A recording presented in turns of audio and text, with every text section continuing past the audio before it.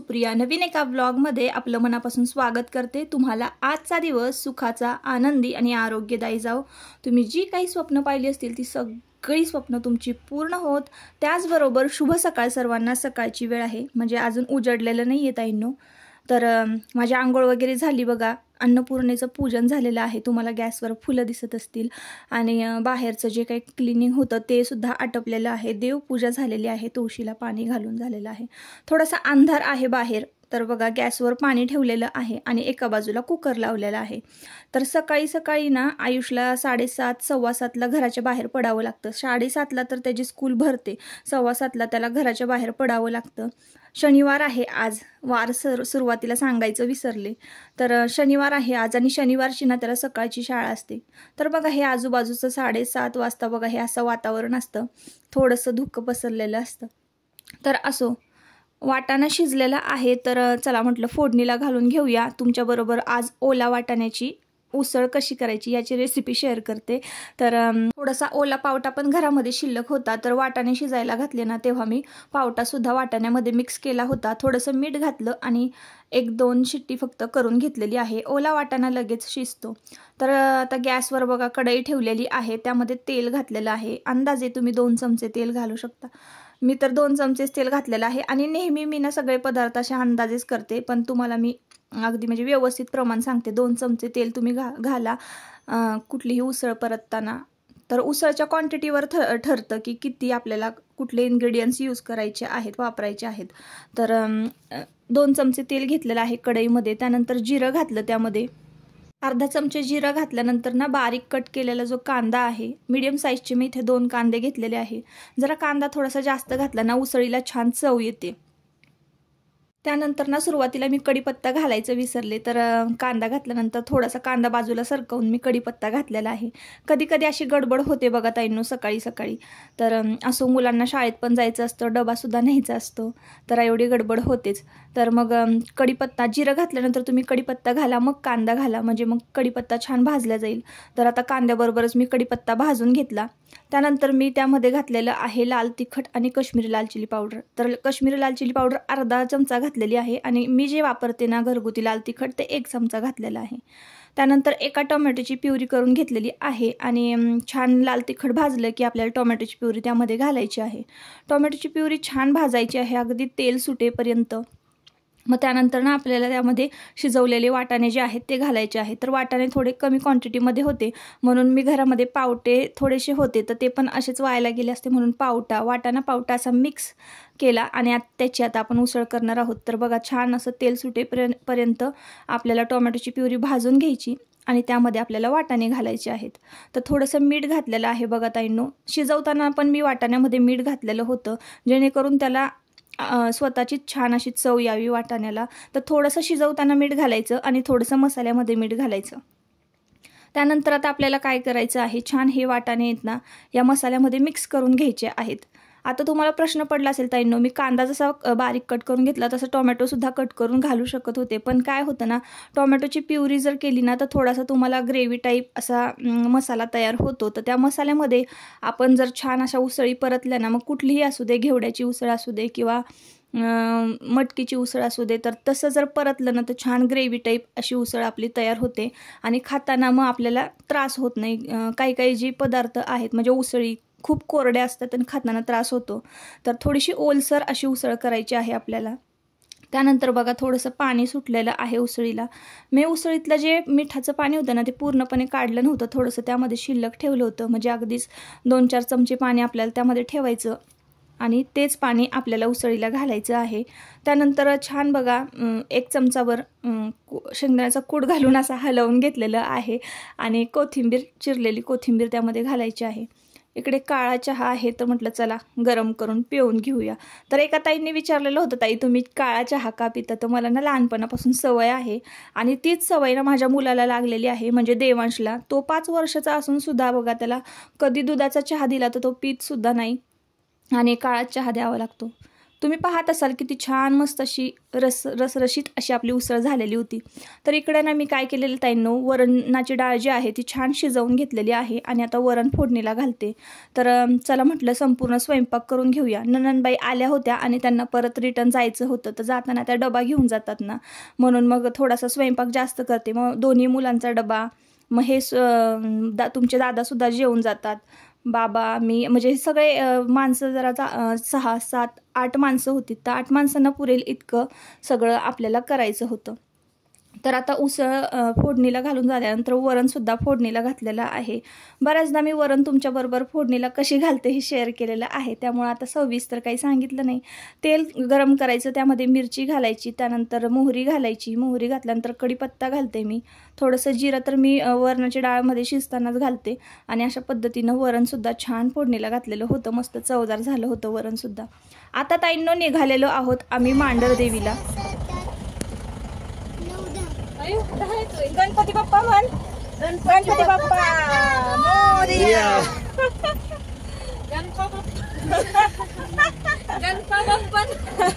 गणपती बाप्पा यायचं आपल्याला। तर झालं असं की ननंदबाई आल्या होत्या, म्हणजे त्यांचं काम होतं एक छोटंसं, म्हणून त्या आल्या होत्या आणि त्या लगेच जाणार होत्या। तर त्यांना म्हटलं राहा 2-3 दिवस, जरा सुट्टी घ्या। तर अचानक आमचं बघा प्लॅनिंग झालं आणि मांढरदेवीच्या दर्शनाला जायचं ठरलं। कितीही मनात इच्छा असली ना, तर कुठेही देवस्थानी आपल्याला जर दर्शन घ्यायचं असेल तर जायला मिळत नाही बघा। आपण खूप ठरवून सुद्धा आपल्याला योगायोग आपला येत नाही।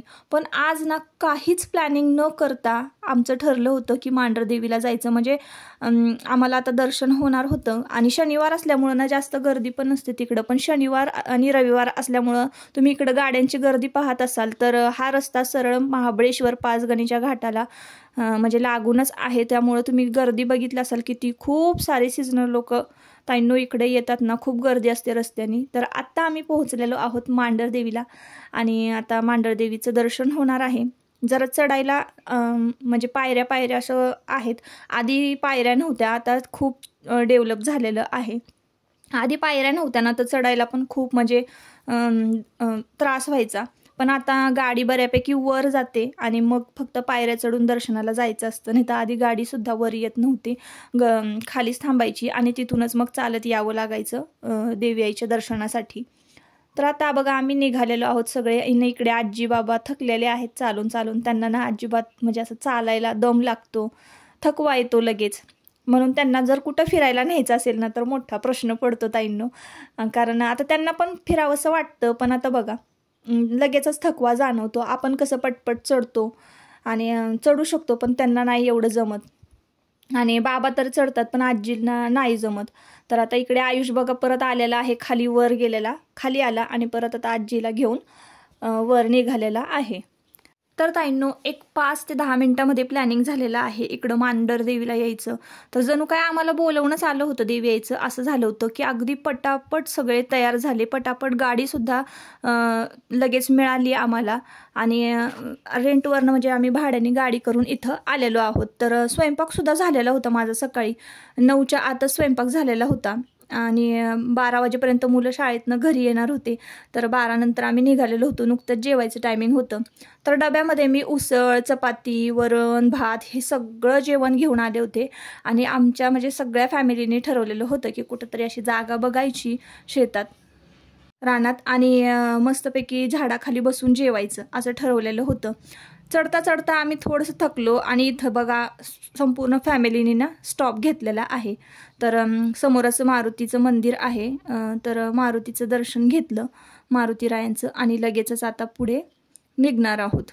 तर ताईंनो पौष महिन्यामध्ये ना इतकी गर्दी असते ना, कारण पौष महिन्यामध्ये मांढरदेवीची यात्रा असते। तर इकडं बघा ज्यांनी नवस केलेला असतो, नवस बोललेला असतो, म्हणजे जो काही, तर ती लोक बघा असे गुडघ्यावर गड चढून जातात देवीच्या दर्शनासाठी। तुम्ही जर कधी पौष महिन्यामध्ये इथं देवीच्या दर्शनासाठी आलात ना ताईंनो, अजिबात तुम्हाला मुख्य दर्शन सुद्धा होणार नाही। फक्त कळसाचं दर्शन घेऊनच तुम्हाला बाहेर पडावं लागेल, इतकी गर्दी असते। गर्दी रांगेत नंबर लावला ना तरी सुद्धा आपल्याला गाभाऱ्यामध्ये सोडत नाही देवीच्या दर्शनासाठी। तर आत्ता आपण पोहोचलेलो आहोत वर, तर तुम्हाला कळस दिसला असेल मंदिराचा, दर्शन घ्या, कारण आतमध्ये शूटिंग हे अलाउड नाहीये, त्यामुळं मग मी तुमच्याबरोबर कळसाचं तुम्हाला दर्शन घडवते। देवीचा जर फोटो असेल तर फोटो शेअर करेन, पण फोटो पण काढू देत नाही आणि म्हणजे अलाउडच नाही आहे कॅमेरा आतमध्ये। तर बघा दर्शनासाठी रांग, तर देवीचा वार नाही आहे आज तर शनिवार आहे, तरी सुद्धा गर्दी तुम्ही पाहत असाल।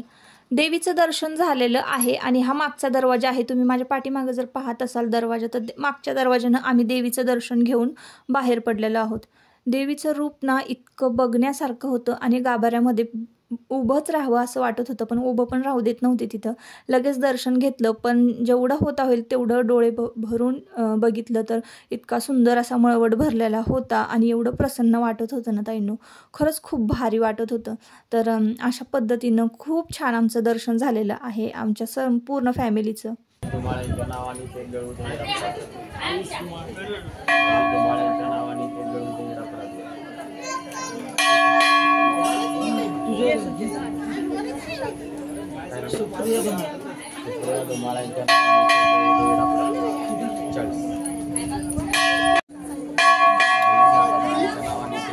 साहिल सांगतो, साहिलचं सांग, साहिल संप, हा देते साहिल संपकळांच्या नावाने तेल गळून डापडा। दर्शन झाल्यानंतर तेल वाहिलेलं आहे, तर तेल व्हायचं आपण म्हणजे आपल्या नावानं, म्हणजे आपली इडापिडा टळो आणि असं करून आपण देवाला तेल वाहतो। तर ते तेल वाहिलेलं आहे, तर 12ही महिने हे जे आहेत तेल वाहतो आपण, ती अग्नी 12ही महिने चालूच असते। कळस तुम्हाला मी दाखवते, कळसाचं दर्शन घ्या आणि त्यानंतर गोंजी बाबा आणि दाऊजी पाटील हे देवीचे रक्षक आहेत ना, तर त्यांचं दर्शनाला इथं आम्ही पाठीमागं देवळाच्या एका साईडला आलेलो होतो। दादा बघा कसे उडी मारतायत मी शूट करत असताना। मस्त मांढरा देवीचं दर्शन झालं, आता खाली जायचंय, कदाचित 2:30 किंवा 3 वाजले असतील। तर आता खाली जाऊन जेवायचंय, घरून भरपूर छान वरण उसळ हे सगळं बनवून आणलेले। तर आतमध्ये काही कॅमेरा अलाउड नव्हता, पण फोटो मी तुमच्याबरोबर नक्की शेअर करेन। कळसाचं सुद्धा दर्शन घडवले आहे तुम्हाला। तर आता बघा फोटोशूट चालू झालेले, चला मी पण जाते फोटो काढायला, ब्लॉग कंटिन्यू करा। जेवणाची वेळ झालेली होती ताईंनो, खूप भूक लागलेली होती। जाताना इथं आजीबाई बसलेल्या होत्या, तर ओल्या शेंगा शिजवलेल्या म्हणजे विकायला बसलेल्या होत्या, तिथून शेंगा घेतल्या आणि खात खात आम्ही गड उतरलो। त्यानंतर ह्यांच्या मित्राचं हॉटेल आहे पायथ्याशी, तर त्या हॉटेलमध्ये आम्ही थांबलो। जास्त काही गिराईक नव्हतं, त्यांनी आम्हाला बघा अशी ताटं दिली होती जेवायला आणि स्वयंपाक तर संपूर्ण घरनं तयार करून आणलेला होता ताईंनो। तर तुम्हाला बघा दाखवते मी, वाटाण्याची उसळ आणि वरण डब्यामध्ये भरून आणलं होतं, डब्यामध्ये चपात्या भरून आणल्या होत्या आणि भाताचं तर पातेलं मी तसंच घेऊन आले होते चपातीच्या डब्यामध्ये टाकून। तर असं मस्त व्हेज जेवण आहे ना, बाहेर जेवायला इतकं भारी वाटतं ना। हेच जेवण आपण जर झाडाखाली घेऊन बसलो असतो ना जेवायला, एक नंबर ताईंनो असं जेवण होतं, इतकं पोटभर जेवण जातं ना ताईंनो। तर इथे बघा तुम्हाला मी ताट दाखवते, लोणच्याची सुद्धा मी बाटली टाकून आणलेली होती। भाताचं पातेलं तुम्ही बघा तसंच मी अख्खच्या अख्खं उचलून घेऊन आले होते। कांदा आणि लिंबू आम्हाला हॉटेलवाल्यांनी दिलेला होता। पाण्याच्या बाटल्या वगैरे मी सगळं काही, मुलं शाळेत गेली की नाही आणि ताई त्यांचं काम करायला गेलेल्या होत्या मार्केटमध्ये, तर तेव्हा सगळं मी हे जेवणाचे डबे वगैरे भरून ठेवले होते। पाण्याच्या बाटल्या 4-5 पाण्याच्या बाटल्या, पाणीसुद्धा घरूनच घेऊन आलो होतो, त्यामुळं इतर जो काही खर्च असतो ना आपला तो सगळा वाचतो। सगळा म्हणजे आपण जे काही खरेदी करतो तर ते सगळं जास्त काही ट्रिप म्हणजे आम्ही ही जी केली ना तर अजिबात खर्च आला नव्हता, फक्त गाडीचाच भाडं आम्हाला द्यावं लागलं। नाहीतर जेवण वगैरे, लोणचं, उसळ, कांदा, लिंबू, वरण, चपाती, भात, एवढं भारी जेवण होतं ना, सगळे पोटभर जेवले। मी तर ना उपवास धरून खूप कंटाळले होते ताईंनो। गुरुवार आणि शुक्रवार माझे लागोपाठ उपवास असायचे मार्गशीर्ष महिन्यामध्ये, त्यामुळं ना मला तर अशी थाळी बघून तर इतकं भारी वाटत होतं ना। आणि मला नॉनव्हेज वगैरे खाण्यापेक्षा ना असं सात्विक आणि शाकाहारी खायला खूप आवडतं। लोणचं, उसळ, चपाती, असं वरण भात, असं साधं जेवण मला खूप आवडतं, बटाट्याची भाजी। तर इथं बघा आपली गणपती घाटाची फ्रेम जी आहे ती लावलेली आहे पेंट करून, तर इतकं भारी ते चित्र दिसत होतं ना। सुट्टी होती आज शनिवारी। होय, बघ की कसली भारी.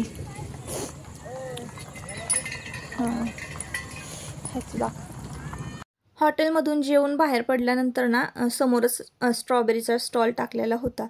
तर एक फळ ना एवढं मोठं होतं ना की त्याचे 7-8 तुकडे केलेले होते आणि प्रत्येक फॅमिली मेंबर्सने खाल्लेले होते. एवढं मोठं ते फळ होतं आणि इतकं गोड आणि एकदम रसरशीत होतं ना ताईंनो. तर तुम्ही पानं बघत असाल स्ट्रॉबेरीची किती फ्रेश आहे. तर पाठीमागेच शेती आहे स्ट्रॉबेरीची आणि तिथलीच फळं तोडून इथे विकायला ठेवलेली आहे.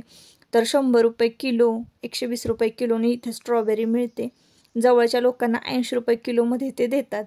तर असा इथला स्ट्रॉबेरीचा रेट आहे. आणि मी तर कधीच फळं खात नाही बरं का ताईंनो, पण खाल्ली ना इतकी ती रसरशीत आणि लगेचच तोंडात विरघळली, इतकी भारी ती स्ट्रॉबेरी होती. तर तुम्ही पहाय बघा माझ्या हाताला किती रस लागलेला आहे. तर इतकी रसाळ अशी ही स्ट्रॉबेरी होती. तिकडे बघा कशी झाली, मस्त झाली का नाही ट्रिप.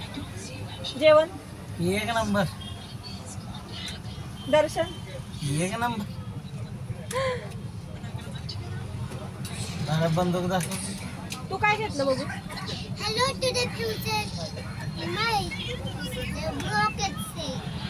मुलांना आजी बाबांना तेवढाच चेंज. मस्त झाली आमची फॅमिली ट्रिप. आणि मग जाता जाता ना आईस्क्रीमचं दुकान दिसलं. तर बघा आता ना 5:30-6चं हे टायमिंग असावं. घरी जाऊन तर चहा प्यायचाच होता, पण म्हटलं चला जाताना ना मस्तपैकी सगळ्यांना एक एक मावा कुल्फी घेऊया.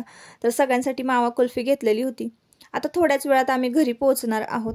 तर ताईंनो, आम्ही अचानक प्लॅन केलेली वन डे रिटर्न ट्रिप अशा पद्धतीनं पार पडलेली आहे. खूप मजा आली. सगळ्यांना तेवढंच चेंज वाटलं, मुलांना पण फ्रेश वाटलं. आजी बाबासुद्धा बऱ्याच दिवस झाले कुठं गेले नव्हते. तर मस्तपैकी सगळ्या फॅमिलीने एकत्र बसून खूप छान एन्जॉय केलं जेवण वगैरे. तर चला आता व्हिडिओचा इथंच करते शेवट. परत पुन्हा भेटूया नवीन एका व्हिडिओमध्ये. तोपर्यंत स्वतःची काळजी घ्या आणि मजेत राहा. व्हिडिओ जर आवडला असेल तर नक्की आपल्या चॅनलला सबस्क्राईब करा आणि व्हिडिओला एक लाईक करा. तर मग चला, बाय बाय.